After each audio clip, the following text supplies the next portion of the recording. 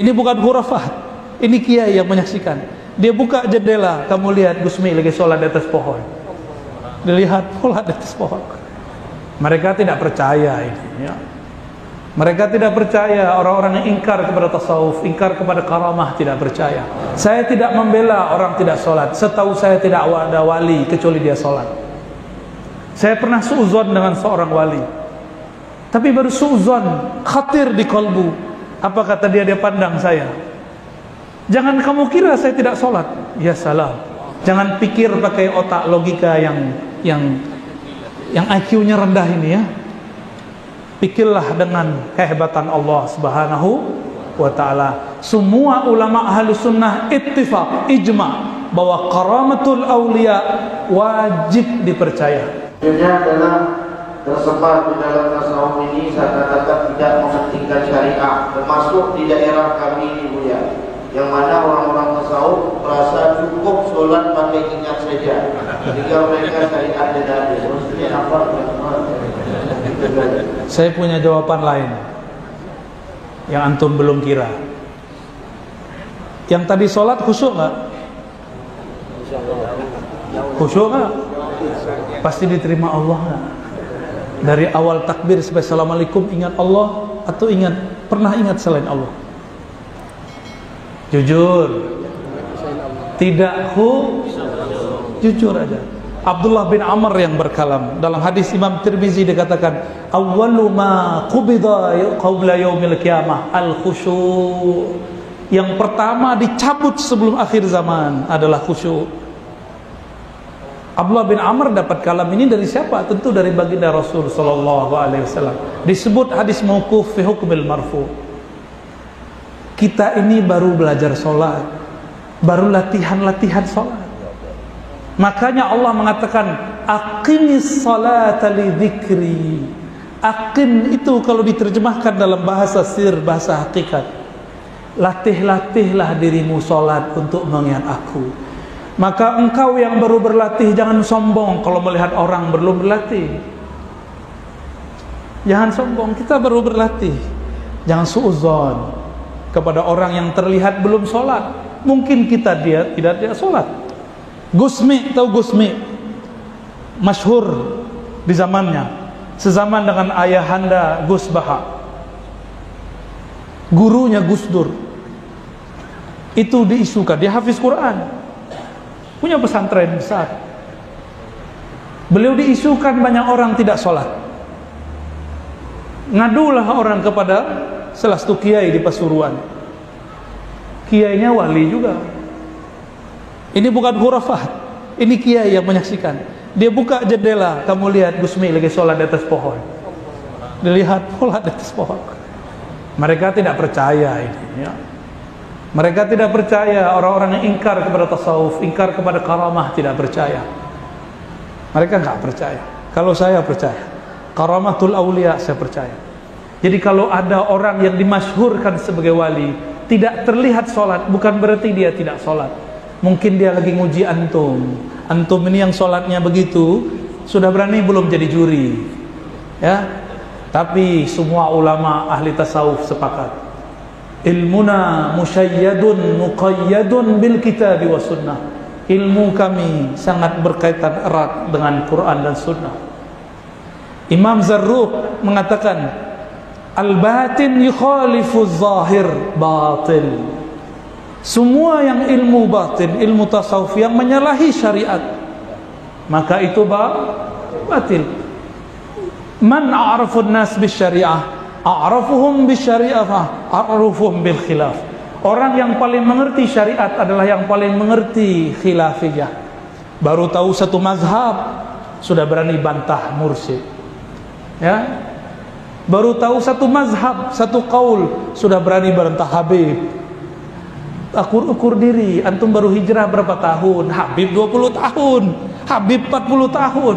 Mursyid sudah satu nafasnya bersama Allah Subhanahu wa ta'ala. Saya tidak membela orang tidak sholat. Setahu saya tidak ada wali kecuali dia sholat.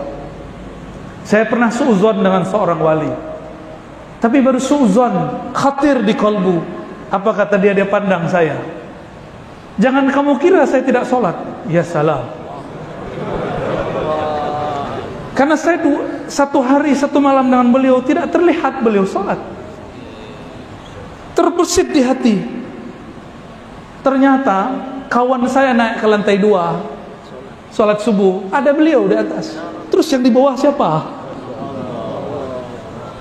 Jangan-jangan yang kita temui itu bayang-bayangnya. Itu yang disebut toyul art, taksirun nufus. Karena wali itu nur, nurnya satu nur bisa jadi bayang-bayang.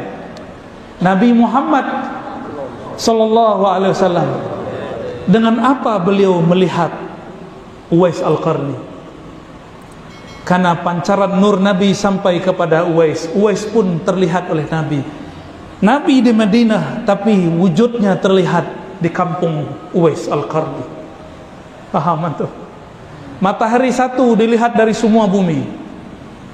Dia satu, tapi orang melihatnya banyak. Habib Al-Kaf yang baru meninggal, Habib Ja'far Al-Kaf, ya, yang kalau ngomong nggak jelas, Al-Fatihah, Al-Fatihah, ya. Orang yang suul adab bilang Habib apaan ini, ya. Tapi saksi matanya, saya sudah sebut namanya. Buka kamar, ada dia sedang tidur. Kamar satu lagi dia lagi sholat. Buka kamar satu dia lagi zikir. Kalau kurang percaya baca Al-Hawi Imam Suyuti. Di situ dijelaskan bab toyul ard, melipat bumi. Itu ada. Dulu Imam Suyuti pun tidak percaya, Ar-Razi pun dulu tidak percaya. Sampai kemudian baca kitab Al-Hafiz Imam As-Suyuti, barulah kita percaya. Dan saya menyaksikan sendiri. Kita salaman di depan rumahnya, pas masuk rumah dia ada lagi. Ya salam. Dulu di Tanah Abang ada wali masih hidup, cuma saya nggak boleh sebut nama. Dia tidur-tiduran depan masjid. Muridnya masuk, ahli syariat, ahli fikih, baru tahu mazhab zahir, belum tahu mazhab batin. Apa kata dia? Pak Yai masuk, Pak Haji masuk, jadi imam Pak Haji. Ya masuk. Ente duluan. Dalam hatinya udah komat begini, Pak Haji kok masih di depan? Haji PA ini ya. Sampai di depan dia ke soft pertama, lah yang jadi imam yang di depan. Ya salam. Antum tahu Mbah Mangli? Tahu Mbah Mangli? Sahabat saya seorang Habib juga datang ke Mbah Mangli. Ketemu di depan, sepadat ini tidak mungkin gak ada pintu. Ketika dia sampai di depan, lah Mbah Mangli ada di depan. Namanya karamatul aulia. Karamah wali itu gampang, jangankan itu. Dari Mekah ke Masjidil Aqsa sekejap Allah perjalankan. Dari Masjidil Aqsa sekejap sampai ke Sidratul Muntaha, mudah bagi Allah. Jangan pikir pakai otak logika yang IQ-nya rendah ini ya. Pikirlah dengan kehebatan Allah Subhanahu wa ta'ala. Semua ulama Ahlus Sunnah ittifaq, ijma' bahwa karamatul aulia wajib dipercaya. Ya, dan tidak ada wali kecuali dia zikrullah, kecuali dia salat. Cuma mata kita mungkin lihat tidak. Wallahu a'lam bishawab. Khalas. Selanjutnya yang terakhir ini pemuda-pemuda grup yaitu yang sering membantah kelompok-kelompok yang salah pikiran. Ya. Bagaimana cara mereka nasihat untuk berjuang atas wajah ini, ya, untuk masa depan mereka. Mari sama-sama kita dengarkan nasihat beliau untuk kita dalam akidah Ahlussunnah wal Jamaah, Asy'ariyah, Maturidiyah. Sampai selesai sampai di sini, mudah-mudahan beliau sudah berlaku. Ada dua jawabannya. Ya. Pertama, untuk yang punya kemahiran dalam ilmu akidah, ilmu fikih, ilmu tasawuf, mengerti hujjah, maka ikuti manhaj Imam Al-Baqillani. Al-Imam Al-Baqillani diprotes oleh sebagian ahli hadis. Beliau ahli hadis. Apa kata sebagian ahli hadis? Kenapa engkau sibuk mengatakan, mengalamkan, merat, mengkritisi kelompok ahli bid'ah? Nanti engkau akan ikut membicarakan bid'ah mereka. Uskut, diamlah engkau. Apa jawaban Imam Al-Baqillani? Baqillani ini murid dari Bahili, murid dari Ibnu Mujahid. Mereka berdua murid daripada Imam Asy'ari. Imam Asy'ari berguru kepada Zakaria As-Saji. As-Saji berguru kepada Ahmad bin Hanbal. Baqillani bawa cerita Ahmad bin Hanbal. Apa kata beliau? Apakah kamu wahai ahli hadis ingin mengalami yang dialami oleh imam kita Ahmad bin Hanbal waktu di Baghdad? Beliau lagi di Baghdad. Maksud engkau apa? Imam Ahmad ditanya mengenai suatu perkara, jawabannya la. Diam. La adri, la adri, la adri, la adri. Akhirnya beliau disiksa, masuk penjara. Padahal beliau bisa jawab.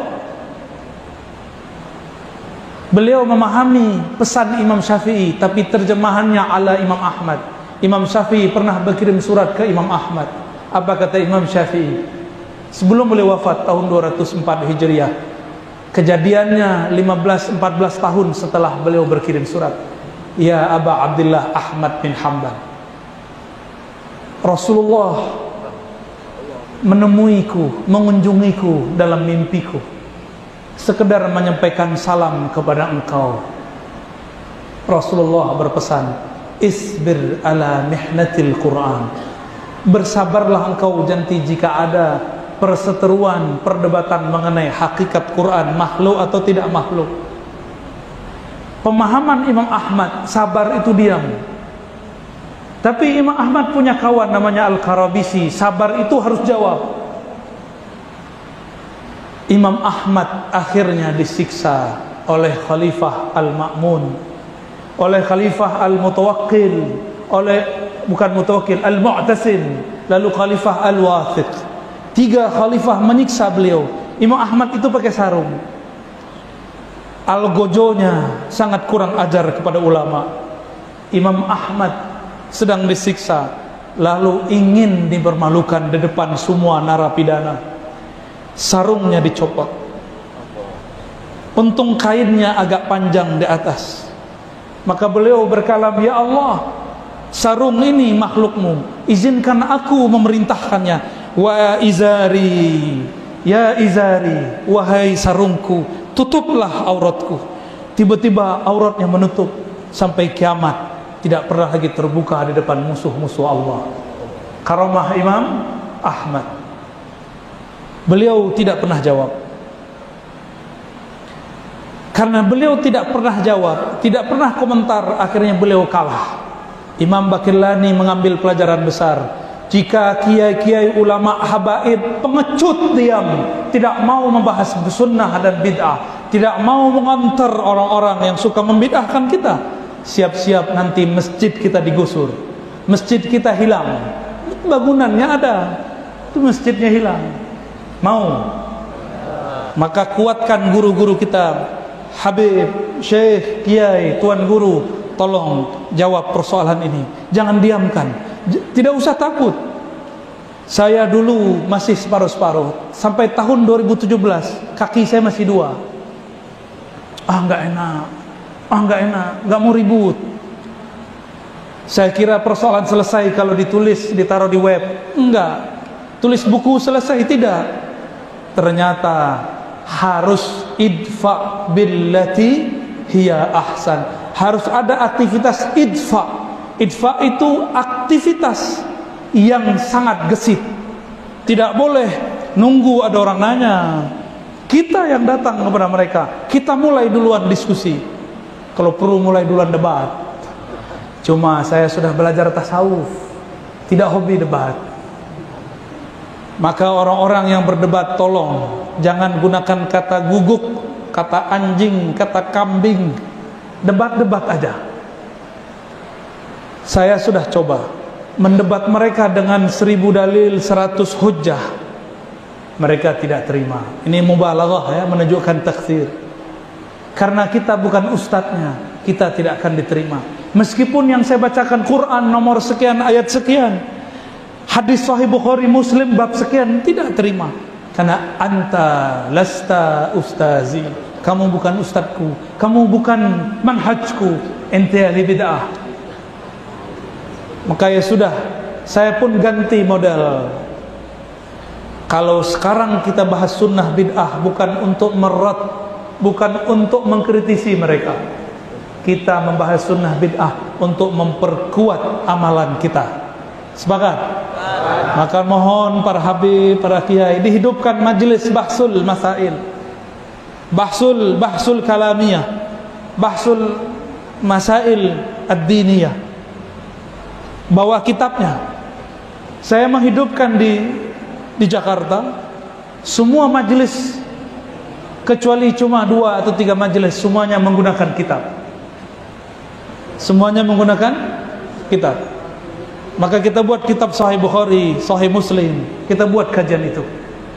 Maka saya berharap para masyayikh menciptakan suasana ngaji kitab, ya. Semoga guru-guru kita cepat meresponnya.